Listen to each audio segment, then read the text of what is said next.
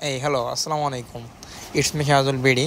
তো আজকে আমরা চলে আসছি গজল ভিডিও শ্যুটের জন্য আমাদের যশোরবাসীর চীনা পরিচিত একটি স্থান, সেটা হলো যশোর বিনোদিয়া পার্ক। তো এখানে এসে ক্লায়েন্টের জন্য অপেক্ষমান। তো আমার সাথে সাথে আমার জানেমানটা অপেক্ষা করছে ক্লায়েন্টদের জন্য।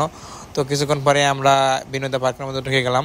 তো ঢুকে যাওয়ার পরে সর্বপ্রথম যে কাজটা আসলেই গিম্বেলের সাথে ক্যামেরা সেট আপ করা, ফুল ব্যালেন্স ঠিক করা, এটা আসলেই একটা সিনেমাটোগ্রাফার অর্থাৎ ভিডিওগ্রাফারের জন্য এটাই সর্বপ্রথম একটা গুরুত্বপূর্ণ বিষয়।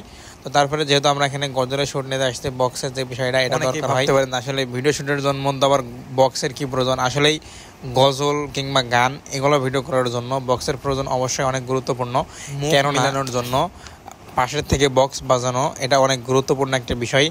এটা সব সাইড থেকেই আর কি, ভিডিও এডিটিং কথা বলেন, অন্য অন্য সাইড বলেন না কেন, কারণ আপনার যদি মুখ মেলানো ঠিক থাকে তা আপনার শ্যুটগুলোও ঠিক থাকবে।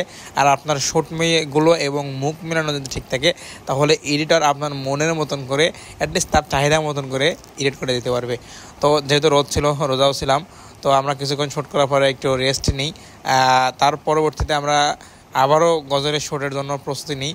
এবং আমাদের সাথে যে ভাইটা আসছিল, অর্থাৎ আজকের যে আমাদের ক্লায়েন্ট, অর্থাৎ যার গজলটা আমরা শ্যুট নিচ্ছিলাম, তাকে আমরা বিভিন্ন জায়গায় নিয়ে যাই, অর্থাৎ বিনোদিয়া পার্কের মধ্যেই বিভিন্ন স্থানে নিয়ে যাই এবং সেখানে আমরা বিভিন্ন কায়দায় আর কি শ্যুটগুলো নিই। যেহেতু সে আসছে এবং এটা তার ফার্স্ট গজল, তো তার চাহিদা ছিল এটাই যে ভাই আমার কাজটা যেন সম্পূর্ণভাবেই অনেক সুন্দর হয়, পিছনে যেমন হবে ব্যাকগ্রাউন্ড সব কিছু মিলাই A to Z আমার গজলটা যেন অনেক সুন্দর হয়। তো আমরা এর জন্য বিনোদন পার্কের বিভিন্ন জায়গায় তাকে নিয়ে যাচ্ছিলাম পার্কের মধ্যে আর কি, এবং দেখছিলাম যে কোন জায়গা থেকে শ্যুটটা নিলে তার আসলে ব্যাকগ্রাউন্ড অনেক সুন্দর আসবে এবং তার কোয়ালিটি এবং আমাদের ভিডিও কোয়ালিটি আমরা সুন্দর একটা ফ্রেম পাবো।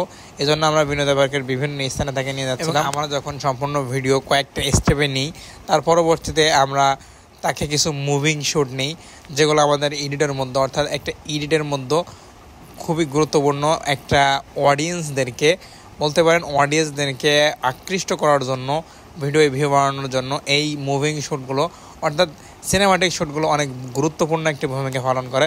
তো আমরা তাকে বিভিন্ন জায়গা থেকে বসিয়ে হাঁটা চলা অবস্থায় বিভিন্ন অ্যাঙ্গেল থেকে সিনেমাটিক কিছু শ্যুট নিচ্ছিলাম, অর্থাৎ মুভিং শ্যুট নিচ্ছিলাম। এবং অপর সাইড থেকে আমার সাথে যে ভাই গেছিলো, শ্রদ্ধেয় বড় ভাই, সে ক্যামেরার সাথে ডিরেক্ট মোবাইল কানেক্ট করে সুন্দর করে দেখছিল যে আসলেই প্রত্যেকটা শ্যুট বা প্রত্যেকটা ফ্রেম সুন্দরভাবে আছে কিনা।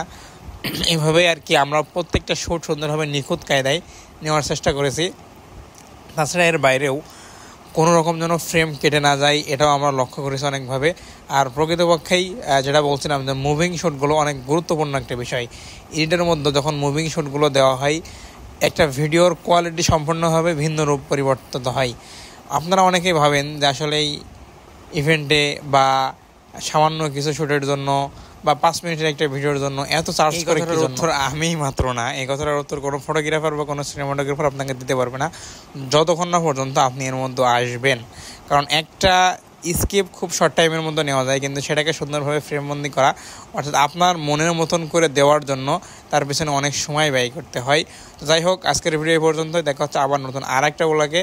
আর আপনারা যদি কেউ ভিডিও কিংবা রিলস বা আউটডোরে শ্যুট দিতে চান তাহলে অবশ্যই ইনবক্সে যোগাযোগ করবেন। ভালো থাকবেন, সুস্থ থাকবেন। আসসালামু আলাইকুম ওয়া রাহমাতুল্লাহ।